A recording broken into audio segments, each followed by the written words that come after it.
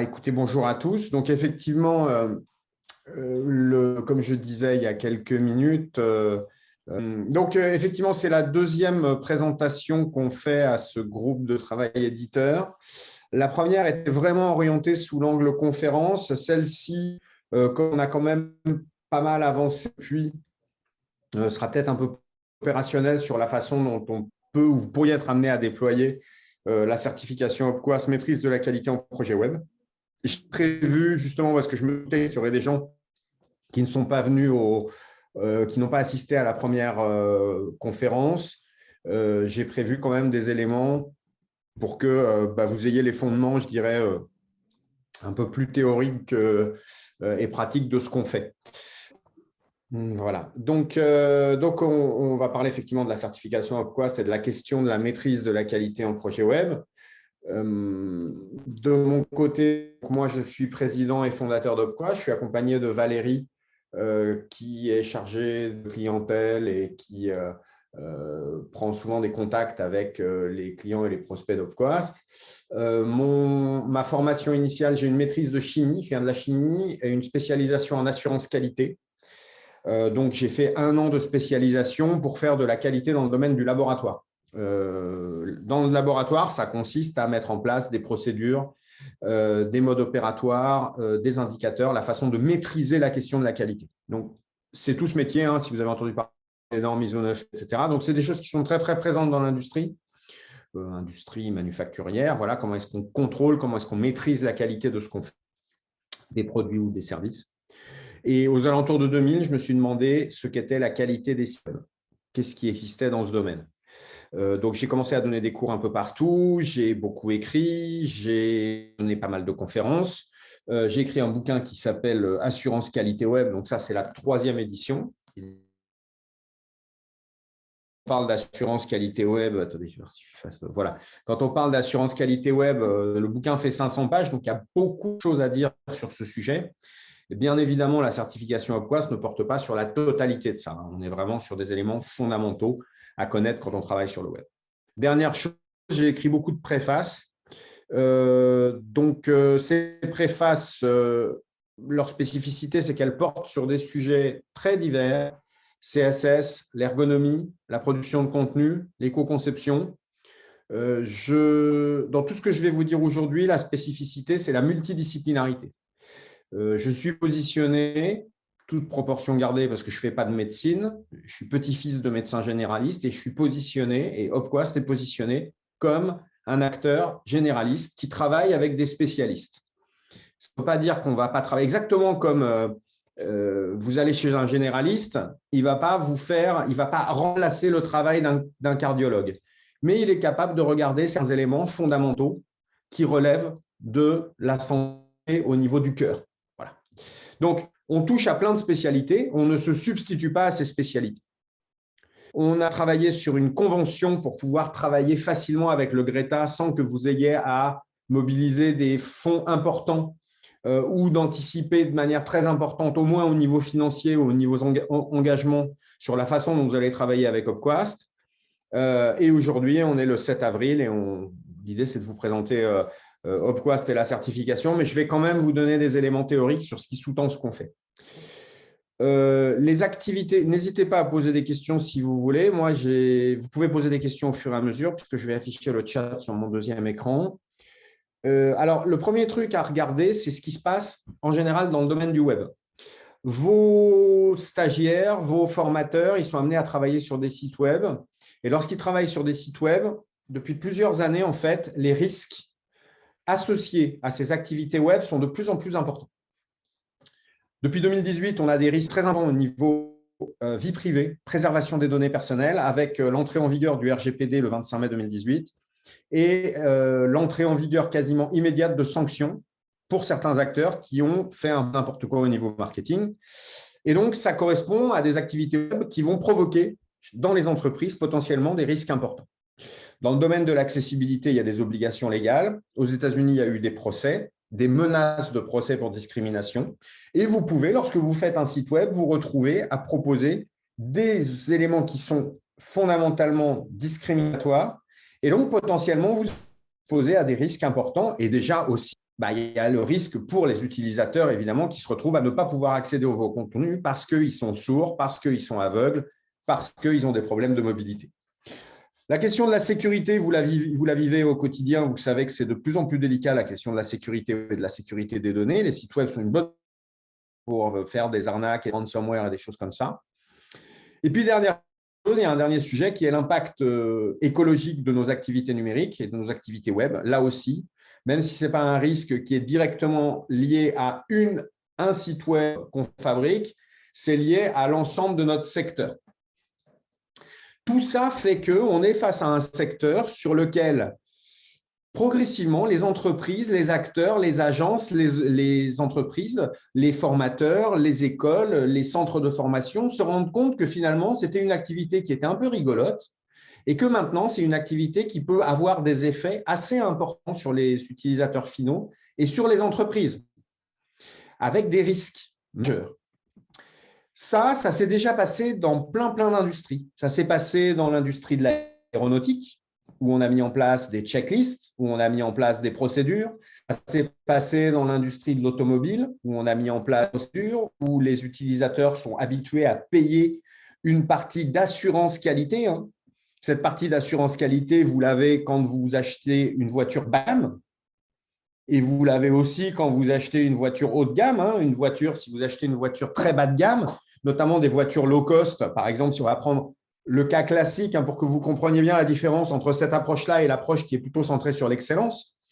Si vous achetez chez Renault la voiture top niveau, ou si vous achetez une Dacia qui va être fabriquée à peu près sur les mêmes plateformes et par la même boîte, vous allez avoir des différences de qualité qui sont considérables. Mais tout ce qui est contrôle qualité, règles de sécurité, fondamentaux, fonctionnement des freins, fonctionnement de la direction, résistance à certains tests de sécurité, c'est la même chose. C'est un socle de base sur lequel on ne peut pas commercialiser. Donc, c'est de ça qu'on parle pour le… Non, pour l'instant, nous ne sommes plus France Compétences et pour l'instant, nous ne souhaitons pas y retourner dans l'immédiat. Donc, si vous voulez, on en parle après. Je vous dirai tout à l'heure. Nous sommes dans un secteur où apparaissent des risques majeurs, des sanctions, des coûts apparents. On a un phénomène d'industrialisation du web et émerge, comme c'est arrivé dans l'aéronautique, dans l'automobile ou dans le jeu vidéo, de l'assurance qualité web qui va regrouper toutes les activités qui permettent de mettre sous contrôle l'accessibilité des sites, la sécurité, le e-commerce, la prise en compte des utilisateurs, les tests, la performance, enfin voilà, plein de sujets. Pour aller assez vite, on a besoin de comprendre ce dont ont besoin les utilisateurs et que vous compreniez l'étendue de ce qui se passe. On a pour ça un modèle qu'on a créé en 2001, dont je suis l'auteur avec mon collègue Eric Gâteau, qui s'appelle VPTCS, Visibilité, Perception, Technique, Contenu, Service. Visibilité, est-ce que le site est facile à trouver, à être trouvé par ses utilisateurs potentiels? Perception, est-ce qu'il est utilisable? Technique, est-ce que ça marche? Contenu, est-ce que les contenus sont de bonne qualité? Service, est-ce que ce qui se passe après la visite est de bonne qualité? OK. Pour le mémoriser, vous pouvez utiliser « va pas te croire supérieur ». C'est ce qu'utilisent des gens pour le mémoriser. « Va pas te croire supérieur ». Ce modèle, il est évident dans les contenus qu'on enseigne, il est dans le bouquin, il a énormément d'usages. Je vous ai sélectionné 2 usages importants. Le premier usage, qui est important pour des gens qui travaillent dans le domaine de la formation, qui est de cartographier les métiers du web. Ici, vous allez avoir tous les métiers qui sont associés à des silos particuliers. On a 5 silos. Le silo des gens qui vont rendre visible le site, le référencement, le positionnement, le marketing, la communication. Alors, quand on dit rendre visite le site, en fait, c'est rendre visible les contenus et services. La perception, c'est la partie ergonomie, graphisme, design, navigation.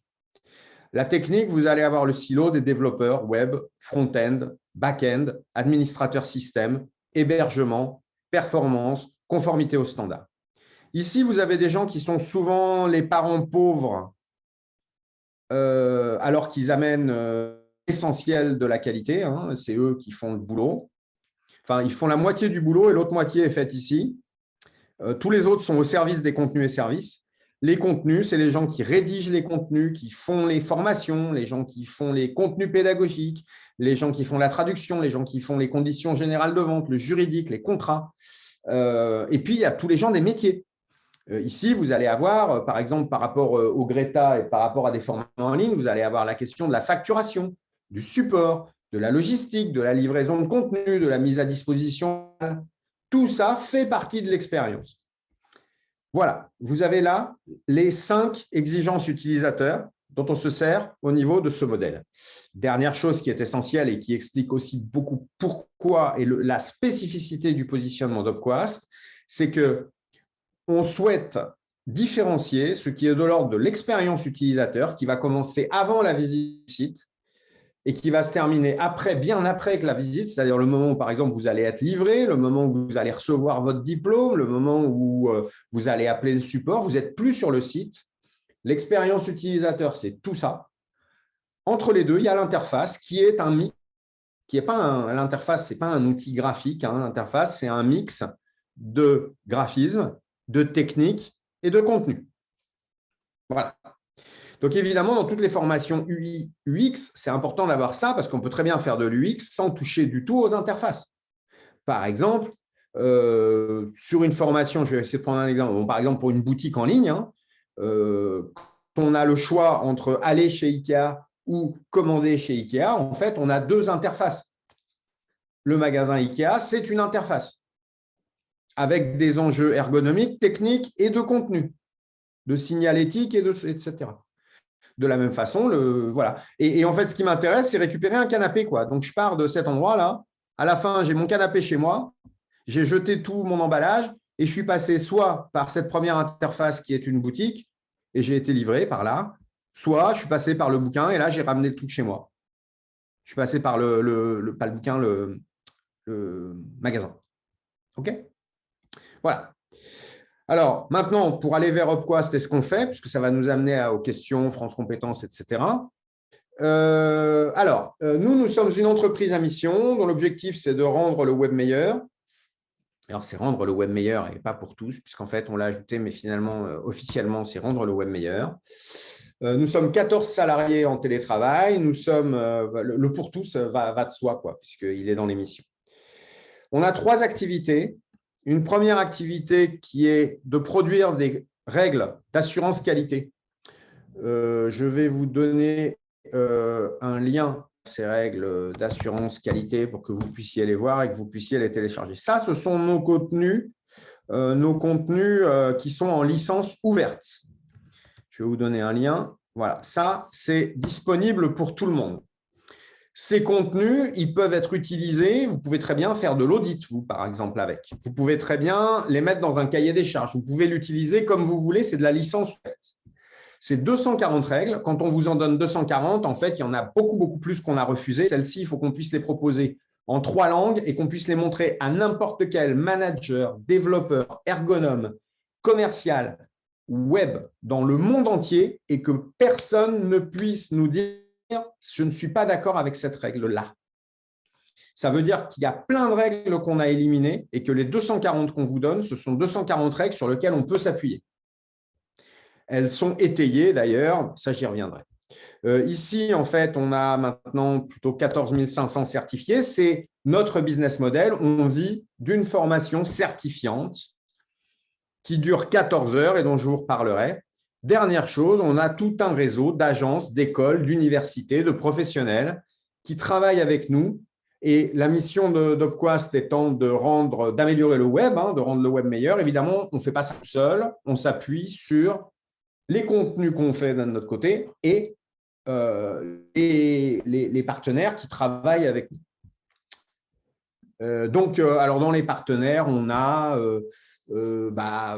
plein d'universités, la région Centre-Val de Loire, la région Île-de-France, le ministère de l'Économie et des Finances, la Direction nationale du numérique, une école belge qui s'appelle EPHEC. voilà, le CIC, SFR, Generali, voilà. Et c'est en train de s'étoffer de plus en plus. Alors, pour les règles, en fait, hein, si vous y allez, on va aller voir, et je vais vous les montrer. Hop, chaque règle est étayée.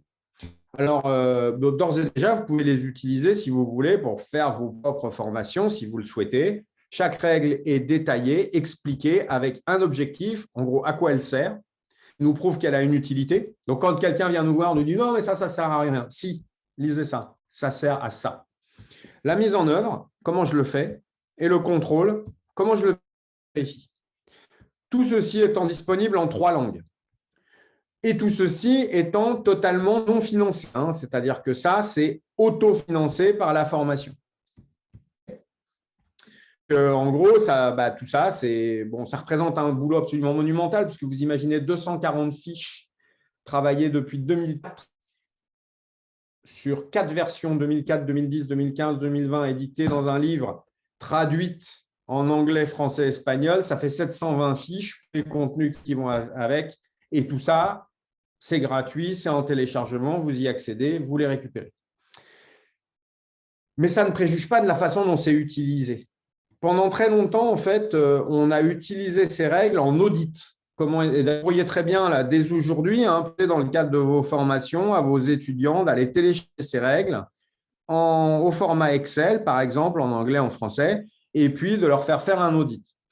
Nous, on a beaucoup vendu d'audits, on faisait beaucoup d'audits. On a arrêté complètement de faire de l'audit parce qu'on trouve que ça ne sert à rien. C'est de l'inspection technique. C'est pas que ça ne sert à rien, si vous voulez, c'est que ça ne permet pas d'avoir des démarches durables. Donc, pour avoir des démarches durables, on s'est attaché à former les professionnels du web sur ces règles et de dire quel est le niveau de culture de base que doit avoir un professionnel du web quand il travaille sur le web. Voilà.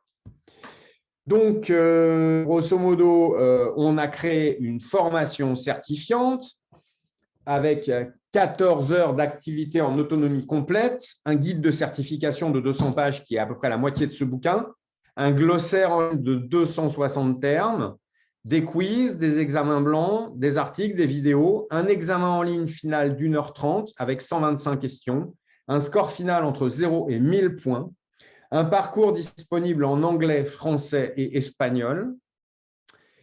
Et en fonction du profil, ça, c'est le Crédit Mutuel d'ailleurs qui a créé ce barème qu'on a ajusté nous. C'est quel score atteindre en fonction du type de métier qu'on a. Donc, par exemple, l'idée, c'est quand vous êtes un manager ou quelqu'un qui travaille dans le web ou qui fait par exemple du commerce dans le web, allez parler à un développeur et le développeur va vous prendre pour quelqu'un de complètement qui ne sait pas, qui ne connaît pas le métier. Là, l'idée, c'est que même les managers, même les commerciaux ont des bases.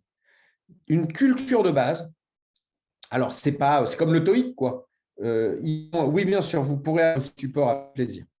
Vous allez avoir, évidemment, si vous passez le TOEIC, si vous faites du business international, on va vous demander 100 points. Si vous répondez une fois de temps en temps au téléphone, vous avez juste besoin de baragouiner, on va vous demander 600 points. Voilà. Ben là, c'est un peu pareil. Donc, voilà cette idée. Alors, cette formation, lorsqu'elle était encore reconnue par France Compétences et au CPF, elle avait une moyenne de 6 sur 5 d'appréciation. Là, nous, on a nos retours, on est aux alentours de 4,5 d'appréciation de la formation. Les gens l'aiment beaucoup, on a beaucoup de témoignages. Si ça vous intéresse d'ailleurs de voir les témoignages, je dois pouvoir vous donner des témoignages vidéo et écrits sur ce qui se passe là-dessus. Je vais voir si je peux vous le trouver. Mais on s'est rendu compte quand même de quelque chose d'un peu particulier, c'est qu'en fait, ceux qui rentrent dans la formation l'apprécient énormément, mais se lancer dans 14 heures de formation, ce n'est pas évident. Et quelquefois, 14 heures, c'est un peu long. Voilà. Est-ce que ça marche, ce lien? Oui, ça marche. Et donc, on a décidé de fonctionner un peu autrement et de rendre disponible un module qui est le premier module de la formation, qu'on a appelé Opqua Start, et de le rendre disponible gratuitement, soit pour les gens qui viennent chez nous, soit pour les partenaires qui signent une convention avec nous. Donc, normalement, en général, par exemple, Generali ou des boîtes comme ça, on leur fait payer ça via un abonnement. Mais un abonnement, ce n'est pas évident. Dans votre cas, on a réfléchi à une convention qui vous permettrait, vous, de mettre à disposition de vos stagiaires le premier module de la formation, un module d'une heure de sensibilisation. Donc, comme ça, au minimum, les gens ont la culture assurance qualité web, ils savent ce que c'est. Ils ont accès aux règles, évidemment. Ils ont accès au modèle VPTCS. Ils n'ont pas accès à la totalité de la certification.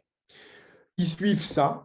Et s'ils sont intéressés, ils peuvent vous le dire. Après, libre à vous de dire, oui, on va les à la formation complète. L'inscription à ce module se passe de deux façons. Première solution, vous inscrivez vous-même des stagiaires à ce module de formation. Deuxième solution, vous avez un formulaire où ils peuvent s'auto-inscrire. C'est un formulaire Upquast YA, ils s'inscrivent. Et ça, c'est ce qu'on prévoit pour que vous n'ayez pas à le gérer. Et là, ça leur ouvre pour 15 jours. Ils ont le temps de découvrir. Si ça les intéresse, ça les intéresse. Si ça ne les intéresse pas. Tout ça est gratuit. Si, en revanche, ils veulent aller, que vous voulez les faire aller à la formation complète, là, vous achetez des coupons ou les organisations achètent des coupons. Et là, bah, vous les transformez. Ceux qui sont allés, alors soit qui soient passés par ce module de sensibilisation, vous les transformez. Et là, vous leur faites suivre la formation dans sa globalité. Je vais peut-être en profiter pour vous montrer à quoi elle ressemble, cette formation. Peut-être plus simple. Voilà, c'est ça. Hein. Vous voyez mon écran toujours? Voilà. Donc, c'est une plateforme avec un guide de certification à télécharger. 5 parties. Donc là, vous avez le premier module, justement. Ben voilà, c'est ça, Upquastart. Hein, c'est toute cette partie-là. Tout ce premier module qui dure environ 1 heure, avec des ateliers, des quiz, des trucs. Une solution pour Alors, ils ont une solution pour se tester. On a mis en place un système leur permettant de… là, je suis en train de mettre la vue vraiment Upquastart. Je suis en train de la préparer là. Voilà, ils ont ça en plus. Les autres ont d'autres choses, hein, mais voilà, c'est un système où ils peuvent avoir des quiz avec des informations complémentaires. Voilà, j'espère que ça va marcher, évidemment, parce que là, je suis sur un contexte… Oui, bon, bah, pas là. Ah, si. L'alternative textuelle la plus appropriée pour une icône décorative dans une page, ce sera… attendez, je vais essayer de répondre juste, hein, voir si je ne suis pas trop nul, moi. Bougez pas, laissez-moi le temps. Une icône décorative, une alternative vide. Hein. Ah bah oui, ah oui, j'ai raison. Et là, vous avez une explication, le lien vers la règle que je vous ai montré tout à l'heure, où ils peuvent détailler, etc. Déjà dans Upquastart. Donc là, on est plutôt sur l'aspect pédagogique, vraiment. Voilà. Puis, ils peuvent faire ça. Ils ont plein d'activités. Voilà. Voilà. Si vous avez des questions, alors juste le positionnement, donc quoi, c'est ça, hein, c'est de travailler sur des enjeux multidisciplinaires. C'est-à-dire, en gros, ça ne se substitue pas à une formation complète à l'accessibilité, ça ne se substitue pas à une formation complète UX, à la sécurité, au SEO, à la sécurité, au e-commerce, à l'éco-conception, mais ça donne une culture commune à tout ça et ça permet aux gens aussi de voir les sujets qui les intéressent ultérieurement, exactement comme un positionnement de généraliste. Voilà. Si vous avez des questions, si vous voulez qu'on détaille un peu ce qu'il y a dans les conventions, comment est-ce qu'on peut marcher, voilà.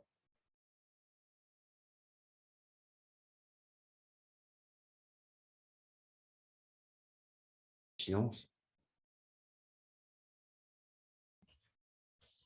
Alors, peut-être que je peux juste dire qu'au niveau de la convention ELI, elle n'est pas totalement finalisée. On est en train de la finaliser. Elle sera certainement faite cette semaine, je pense, hein, qu'on pourra la déployer cette semaine pour que vous ayez, pour que toutes les académies puissent signer au moins la convention, c'est-à-dire comment dire, signer le fait que vous êtes d'accord de travailler avec Opquast, en fait, de bénéficier de ces outils, de bénéficier d'Opquast Start et d'un tarif préférentiel. Et après, en fonction de vos besoins, voilà, en fonction de vos besoins, c'est chaque académie qui demandera un devis et qui sera facturé sur un besoin de coupon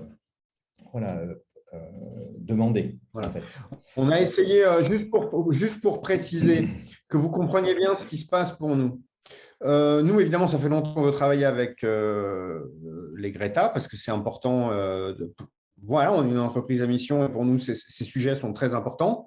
On a un premier enjeu qui est que des étudiants et des gens qui sortent de ça aient au moins un premier vernis. Donc, on s'est dit, on signe une convention pour 12 mois.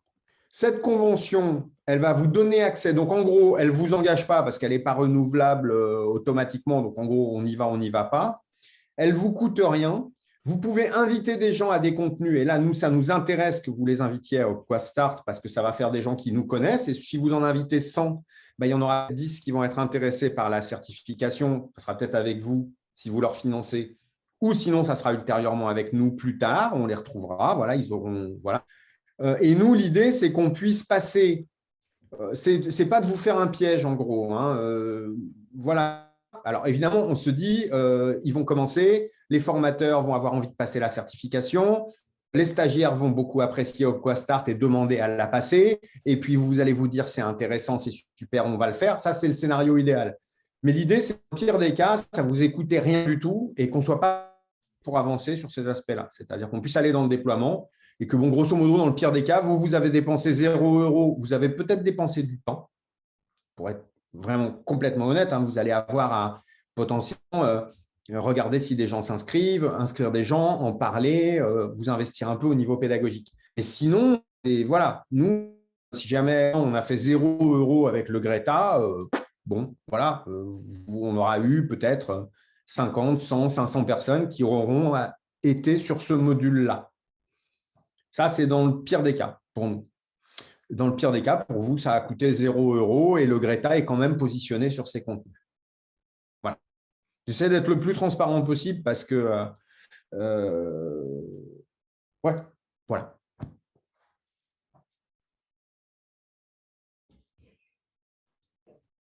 Vous avez des questions? Oui, je voudrais… merci Daniel. Quels sont les liens, enfin les connexions en tout cas possibles avec une plateforme Moodle, typiquement notre petit Greta? Alors, aujourd'hui, ce matin, et ça fait 1 mois qu'on y travaille, on a réussi à connecter avec le standard LTI 1.3, on a réussi à faire en sorte que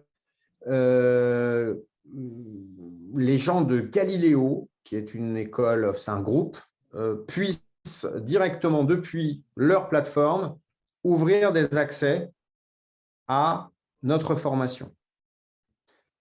Donc là, on sait le faire avec LTI 1.3 et nos tests se sont faits avec Moodle d'ailleurs, donc on sait le faire. Voilà.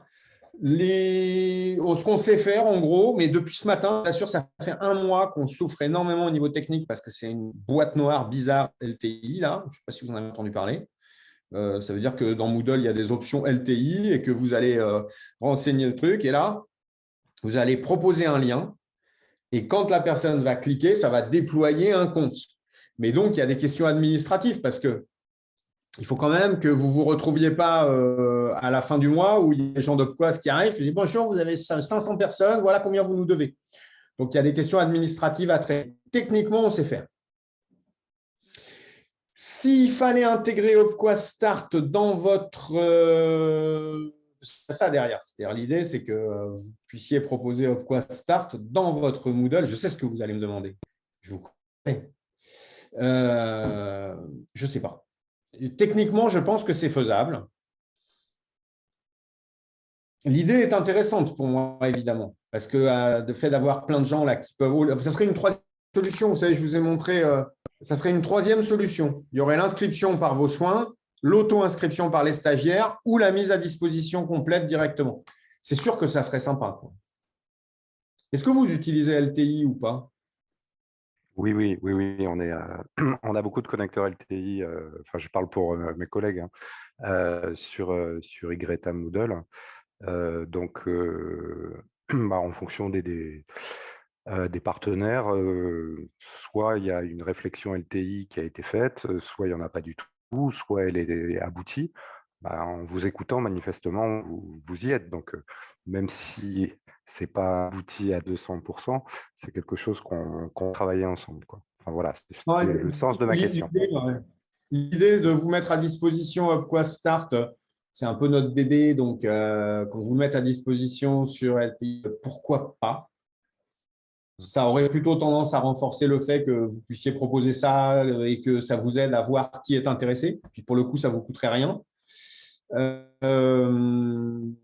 Après, tout dépend du nombre de personnes qui seraient amenées ultérieurement à aller plus loin.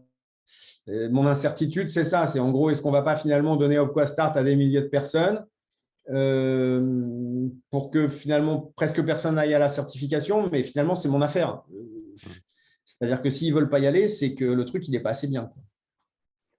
Oui, à mon avis, c'est une étape. Voilà, on voit bien que, en tout cas, vous êtes, on est capable de se connecter à un moment. Peut-être que la première étape, c'est déjà de signer la convention pour dire, OK, on est capable de travailler avec Upquest, avec les produits Upquest, etc.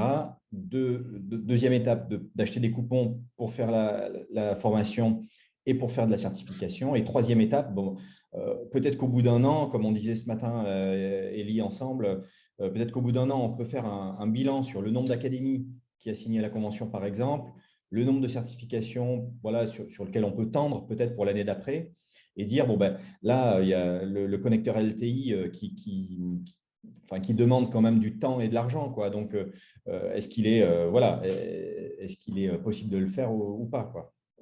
Est-ce que c'est rentable? Ouais, plus je réfléchis, je vous écoute, plus je me dis, c'est vachement tentant, hein, leur donner. Enfin, je ne sais pas. Il faut en discuter. En tout cas, écoute, si techniquement, tu veux le faire c'est direct, faisable. pourquoi pas, hein. Je vous assure, je veux dire, je ne vous mens pas, hein. J'ai eu un message ce matin. Voyez, voilà. Youhou, nous avons dû décortiquer les logs. Côté, j'ai une bonne nouvelle, j'ai une très bonne nouvelle. Vous voyez, je suis hier à 15h20, non, mardi, je suis toujours sur LTI. Nous avons décortiqué les requests. Je ne vous mens pas. Et on a eu la nouvelle ce matin. J'ai une bonne nouvelle, même une très bonne. Donc, ça y est, ça marche. C'est vraiment, mais ça date d'aujourd'hui. Donc, je me dis, quel est le risque de mettre à disposition Start de plein de gens? En fait, vous faites un peu vous faites la promotion de ce qu'on fait. Donc, c'est tentant. C'est tentant. Donc, je suis plus enthousiaste Daniel. Voilà, faut plus voir. raisonnable que toi. En fait, il y a des questions de limite. Il y a des questions de limite. Si on se retrouve à saturer les serveurs avec 5000, mais est-ce que c'est, et même pour nous, est-ce que c'est embêtant? Je ne sais pas répondre. Voilà.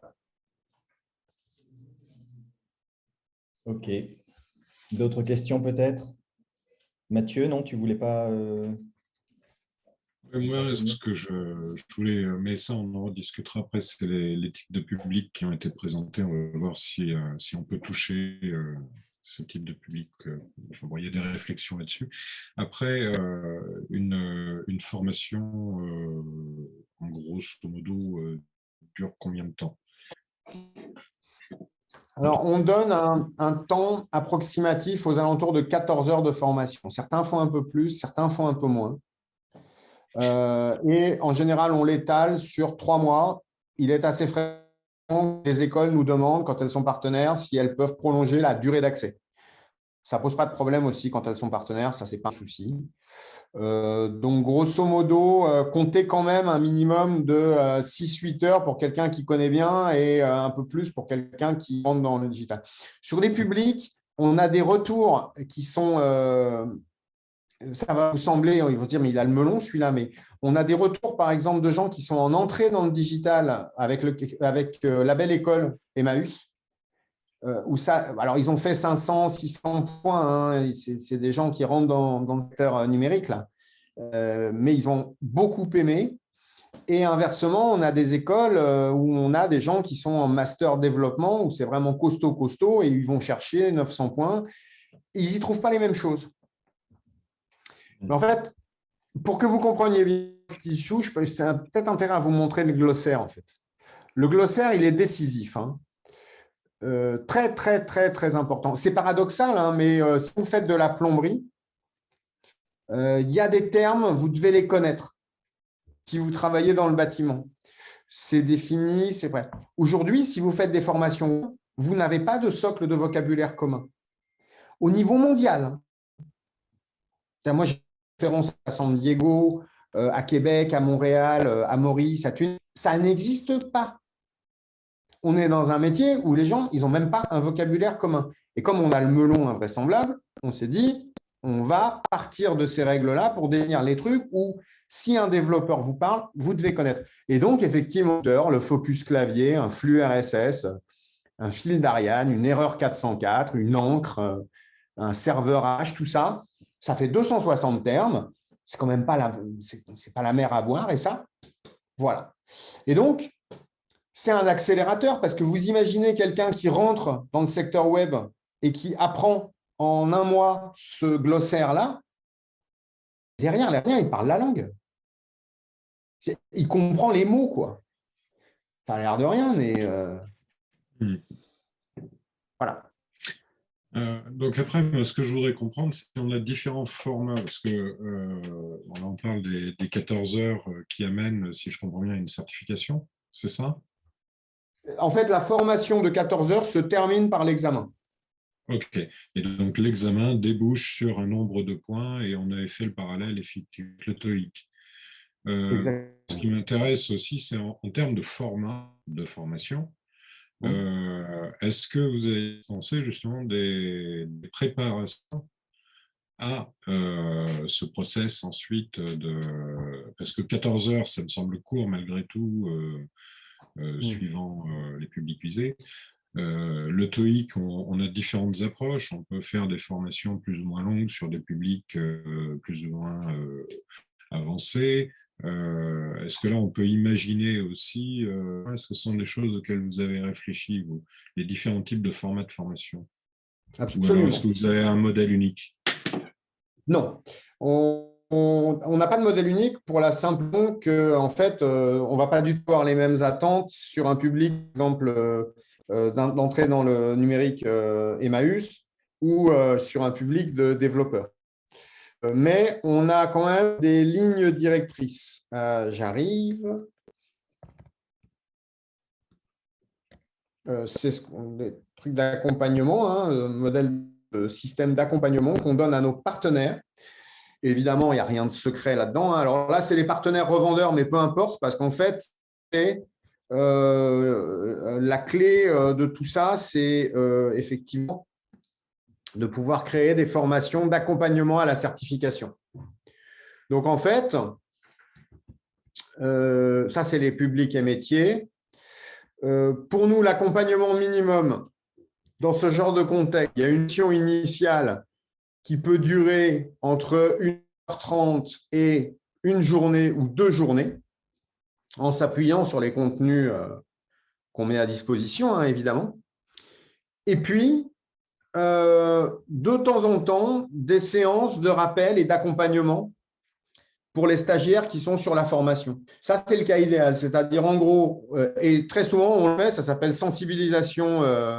Je peux vous montrer, donc, sensibilisation et maîtrise de la qualité web. Je vais vous donner un exemple. Voilà, ça, c'est une formation que je vais aller faire à Marseille là, très prochainement.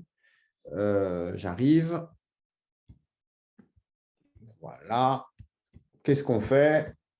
Pour commencer, on leur fait une formation présentielle, une journée sur site, avec toute présentation, voilà, une journée synchrone. Et ensuite, on va avoir une formation en ligne à distance qu'on peut accompagner d'ateliers périodiques. Nous, on est sur des formats comme ça pour les professionnels. C'est plutôt pas mal. Mais après, libre à vous libre à vous. Je pense que vous allez, on en a parlé un peu récemment avec Daniel, je pense que vos formateurs vont avoir besoin de passer la certification ou en tout cas de bien s'approprier les contenus parce que ça a l'air tout bête, mais il y a quand même pédagogiquement des trucs à savoir. Et nous, on peut vous aider. Hein. C'est notre travail. C'est vous aider à déployer ça. Oui. Oui. Bon, après, ça a l'air tout bête, non. Ça a l'air tout bête quand on a le nez dedans et qu'on fait comme ça toute la journée. Après, malheureusement, je suis au contact en permanence de gens qui n'ont pas le nez dedans et je peux vous garantir que il y a sûrement besoin d'un petit peu plus en termes de volume d'heures que ce qui est proposé. Bon. Ouais. Alors après, on peut inventer des choses ensemble.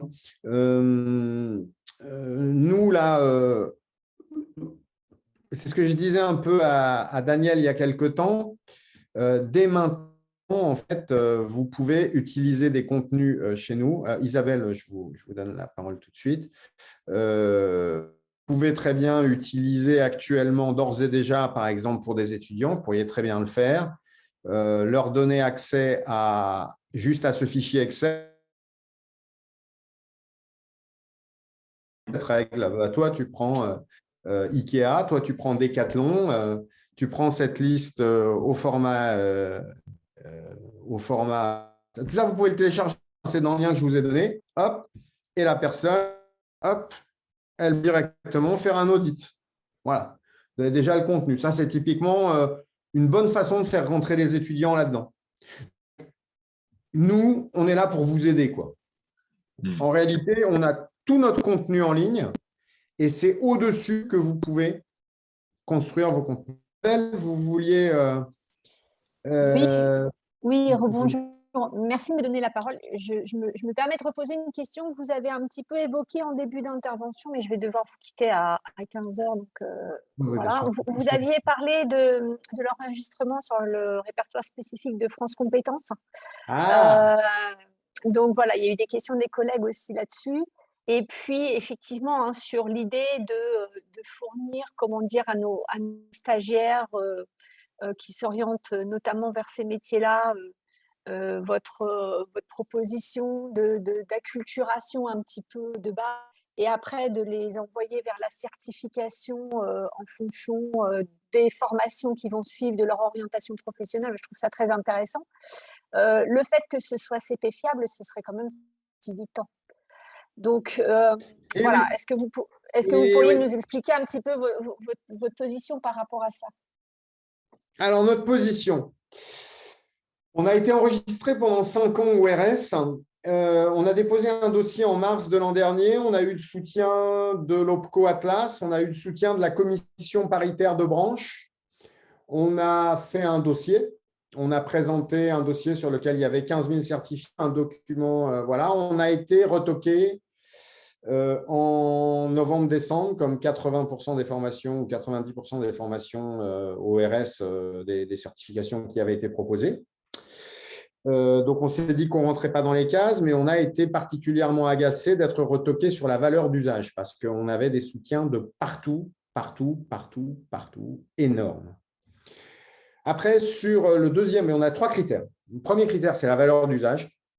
Le deuxième critère, c'est les modalités pédagogiques et le troisième critère, c'est les modalités de certification. Sur les 2 dernières, on a dit, OK, bon, voilà, on a du travail là sur la question de la maîtrise des partenaires, les conditions dans lesquelles ils passent les examens, et on a des questions autour des aspects pédagogiques. Mais sur la valeur d'usage, qu'est-ce qui s'est passé, quoi? Donc, on a quand même réussi à parler non pas à notre instructrice, mais à quelqu'un d'autre qui nous a dit voilà ce qu'il faudra faire. On a répondu ce qu'ils nous ont dit de faire. On s'est fait retoquer une deuxième fois. Ça fait 1 an et demi qu'on est en discussion avec eux. On n'a toujours pas pu parler à notre instructrice.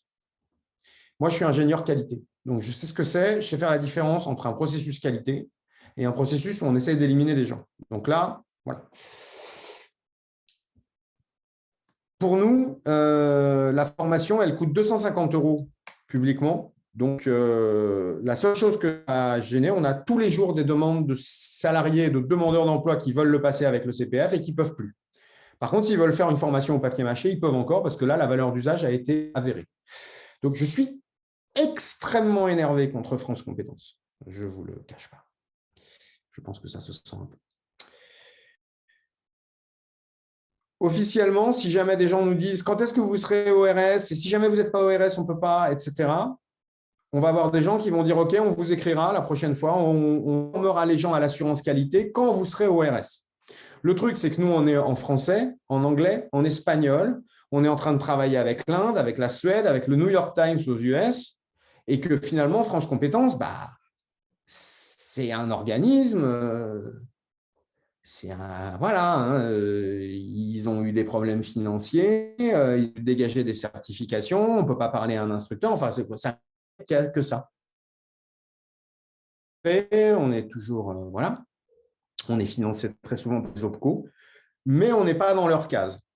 Et si on veut rentrer dans leur case, on doit faire un nombre de trucs invraisemblables. Donc là, on a mandaté un cabinet de consultants pour nous accompagner sur ce sujet, mais grosso modo, nous, même si on récupère à un moment le renouvellement, on va s'en servir exclusivement pour que des gens puissent utiliser le CPF avec en lien direct avec nous. Je ne pense pas qu'on va permettre aux partenaires de rendre certifiable leur formation par l'intérieur parce que je pense que ce système est mauvais.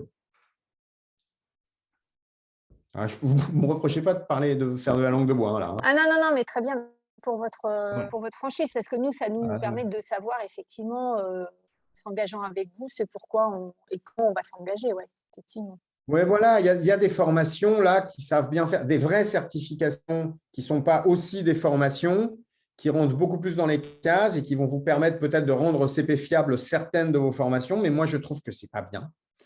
Je trouve que le système c'est pas sain, quoi, avoir un bout de format de blocs de compétences qui viennent valider des blocs de compétences qui n'ont rien à voir. Je pense que ce système va dans le mur. Que tôt ou tard, ça va claquer. C'est pas comme ça. Si vous faites une formation, quand vous faites des titres, là, c'est autre chose, quoi. C'est vos blocs de compétences qui sont certifiants, quoi. Là, c'est tout bon. Mais quand vous venez vous rattacher à une certification, comme il y a plein de gens qui le font là et avec des arnaques dans tous les sens, là, ça ne va pas, quoi. Ça ne va pas. Voilà. Si on ajoute de ça un produit totalement opaque et des gens qui répondent à rien et des conditions. Là, il y a plein de gens qui ont eu un renouvellement d'1 an, d'autres 3, d'autres 5. Sur quels critères? Oui, on a vu ça, on observe ça parce qu'on a effectivement d'autres partenaires qui ont été impactés par ces problèmes France Compétences et ces révisions du répertoire spécifique. Effectivement, c'est très étrange, effectivement. Mais donc voilà, merci pour votre réponse en tout cas. Donc autrement dit, voilà. Autrement dit, sur un titre, on peut ajouter du UpQuest pour justement la qualité des contenus, pour vraiment diriger notre compétences. Voilà, vers les compétences que l'on veut et pour vraiment former au mieux les stagiaires sur des compétences, j'allais dire d'avenir, mais voilà, sur des compétences vraiment qui tiennent bon. Et par contre, voilà, ne pas compter uniquement sur cette certification juste pour une formation que l'on voudrait mettre au CPF.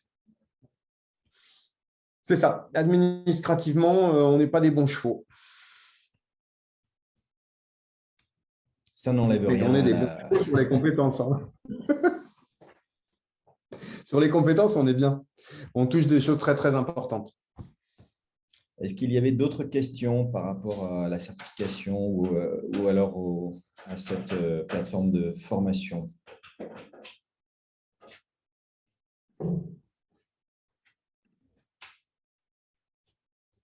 Je pense que ça a été assez clair, en fait. Bon.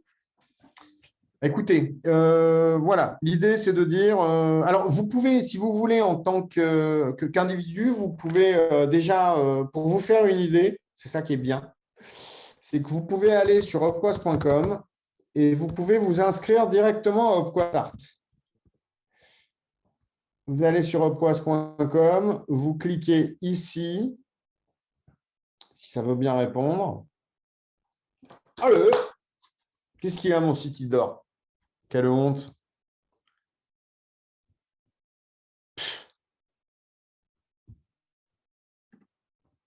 Ouais, un problème là. Bref. Mais incroyable. C'est qu'on est tous à regarder, c'est pour ça. Ah non, mais j'ai un effet. Vous y accédez, vous? Qu'est-ce qui se passe là? Pourquoi mon site n'est pas dispo là? Au secours. Bon. Vous y accédez, vous? Bonaldi. Alors. Ah oui, non, mais là, ça ne va pas du tout là. Oh, j'en reviens pas. Je peux vous dire que ça marche comme une horloge. Incroyable. Merci les gars, super. C'est l'effet des mots. Site of Quasca, va, super. Donc vous y étiez tout à l'heure. Ouais. Ça vient, c'est quelqu'un. Si vous pouviez éviter de faire les imbéciles, je sens que quelqu'un a touché sur le bouton. Ouais. OK. Bon. Start. Tout va bien. Non, normalement, ça marche comme une horloge. Là, il y a quelqu'un qui est en train de marcher sur le câble. Donc, vous allez sur upquest.com et vous enregistrez. Vous pouvez vous enregistrer sur Upquest Start. Vous verrez, c'est juste un formulaire avec 4 champs. Et surtout, vous pouvez fermer votre compte après. Hein. On ne garde pas vos données. Évidemment, vous avez la possibilité de fermer votre compte si vous voulez. Voilà. OK.